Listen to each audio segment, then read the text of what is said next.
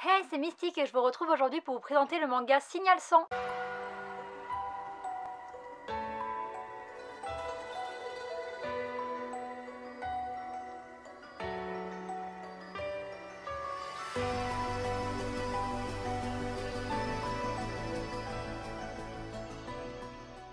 Je continue aujourd'hui de vous présenter des mangas qui se passent dans l'enceinte d'un établissement scolaire, mais cette fois-ci on va tomber un peu plus dans le macabre avec Signal 100, un seinen de chez Delcourt. Ce manga a été publié à partir de 2015 au Japon, il est terminé en 4 tomes, en France il a été publié à partir de 2018 et les 4 tomes sont déjà sortis. Le manga est scénarisé par Arata Miyatsuki qui est connu aussi en France pour son manga Perfect Crime. Si vous voulez savoir de quoi ça parle, j'ai fait une vidéo dessus, je vous la mettrai dans le petit i. Les dessins sont de Shigeru Kondo, j'ai trouvé aucune autre information donc je suppose que c'est son premier manga. Le manga est entièrement en noir et blanc, chaque tome coûte 7,99 € et la dernière information que je vais vous donner, c'est qu'il est prévu qu'il y ait une adaptation en film live qui sortirait en 2020. La liberté de rire, de manger, de courir, de bâiller, de se laver les mains, de se brosser les dents, oui, même ces libertés évidentes à un point ridicule nous ont été volées. Ce manga se passe dans un lycée et plus particulièrement dans la classe de seconde C, une classe particulièrement dissipée qui en fait voir de toutes les couleurs à ses profs, mais plus particulièrement à leur prof principal, monsieur Shimobe, qu'ils ont surnommé l'Arbin. Et j'avoue, franchement, c'est chaud parce que moi, j'ai été déjà dans une classe de seconde où on était 25 à redoubler sur 35 élèves et il y avait un prof qui nous acceptait même plus en cours à la fin de l'année et on n'était pas si horrible que ça. Les profs, ils nous aimaient pas, ils en avaient marre, mais on faisait rien de mal, alors que là, ils sont vraiment dégueulasses avec leurs profs. L'héroïne de cette histoire s'appelle Reina et on peut dire qu'elle fait partie de la classe 2C parce qu'elle suit les cours avec ses élèves, mais elle en est quand même un petit peu extérieure parce qu'elle ne s'y sent pas du tout à sa place et surtout elle n'y a aucun ami. Elle ne prend pas part aux violences contre son professeur, mais elle ne prend pas parti non plus, elle ne le défend pas et elle reste là assise, elle assiste à tout ça presque sans réaction. Enfin, elle a aucune réaction apparente parce que dans sa tête elle juge tout le monde et elle se sent supérieure à tout le monde. Elle pense que les élèves sont stupides de faire ça à leur prof, mais elle pense aussi que le prof est complètement stupide de se laisser malmener comme ça et elle pense qu'elle est un petit peu au-dessus de tout le monde. À cause de tout cela, elle ne prend plus plaisir à venir en cours et à son train-train quotidien et elle se demande si un jour quelqu'un viendra mettre son petit grain de sel dans sa vie. Patience, Reina, patience. Un matin, ce qui devait arriver arriva, monsieur Shimobe va se faire convoquer par le principal qui est mécontent vis-à-vis de sa classe. Les notes sont en chute libre, le comportement laisse à désirer et le directeur va lui passer un sacré savon. Il va même jusqu'à lui dire qu'il ne comprend pas comment il a pu tomber si bas après avoir eu un poste important dans un célèbre institut de recherche en psychologie. Et il va ajouter: quand allez-vous décider d'enfin employer votre immense savoir dans ce domaine?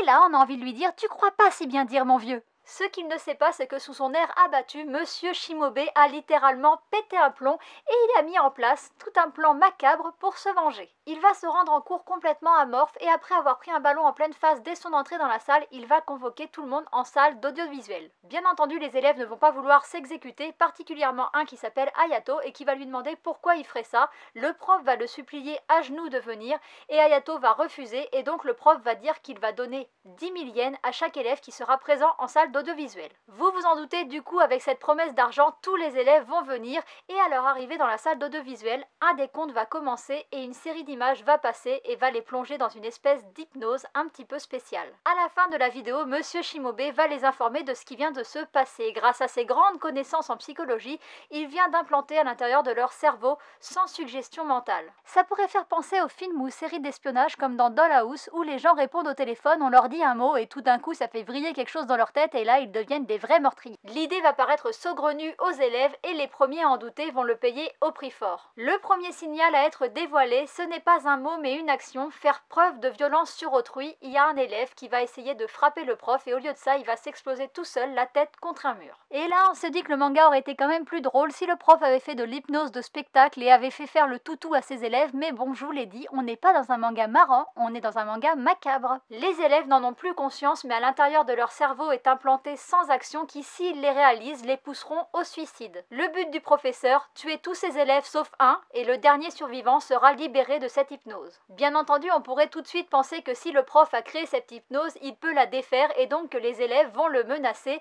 mais c'est sans compter sur le fait qu'après avoir fait son petit exposé de manière complètement euphorique, le prof va se jeter lui-même par la fenêtre. Il ne reste donc que peu de solutions aux élèves, soit mener les recherches seuls pour essayer de se libérer de l'hypnose, mais sans connaître les 100 signaux, ça peut s'avérer mortel, soit essayer d'accélérer la mort de leurs camarades pour être libérés plus rapidement de cette hypnose. Une autre opportunité viendra parlera peut-être de Sota, un élève qui n'était pas là le jour de l'hypnose et donc sur qui les signaux n'ont pas prise. Je ne vous en dis pas plus, je vous laisse découvrir ça dans le manga. Contrairement au manga que je vous ai présenté précédemment et qui parlait de l'école, cette fois-ci, ça parle d'école, mais c'est un jeu macabre, c'est un petit peu pour vous préparer pour Halloween. Pour ma part, j'ai vraiment beaucoup aimé ce manga, je trouve qu'il m'a tenu en haleine jusqu'au tome 4 et je peux vous dire qu'il y a une fin de malade. Le dessin est simple mais efficace et c'est parfait pour un manga comme ça, on voit particulièrement bien les émotions des personnages et les scènes d'action et surtout les émotions de ce prof qui est complètement fou, je trouve que c'est vraiment trop bien fait au début du tome 1 et on voit clairement que le mec a craqué son slip.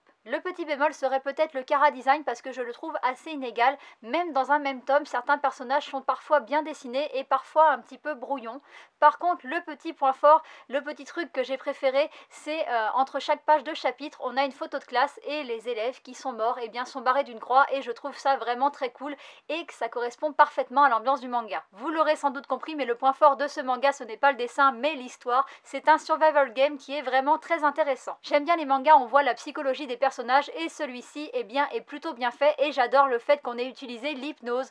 Et puis vous allez voir qu'il y a un panel de personnages vraiment importants et il y en a qui sont vraiment bien tarés. Et puis je trouve que les côtés un petit peu vicieux et manipulateurs de certains personnages sont vraiment très bien faits. Et je vous préviens, il y a vraiment des gens pas nets dans ce manga. Je pense que ce lycée est un vrai repère de crevure. Mais ce que j'ai aimé par-dessus tout, c'est cette histoire avec les 100 signaux. Alors je vous ai parlé du signal qui est ne pas faire une violence sur autrui. Et du coup, ça c'est assez simple, il suffit de taper personne et du coup, vous ne mourrez pas. Mais il y a des signaux beaucoup plus vicieux. Ça met les élèves dans un état vraiment spécial, ils ne savent plus ce qu'ils peuvent faire. Et du coup, par exemple, quand ils ont envie de pipi, le premier à avoir envie de pipi, il n'ose pas y aller parce qu'il se dit que c'est peut-être un signal.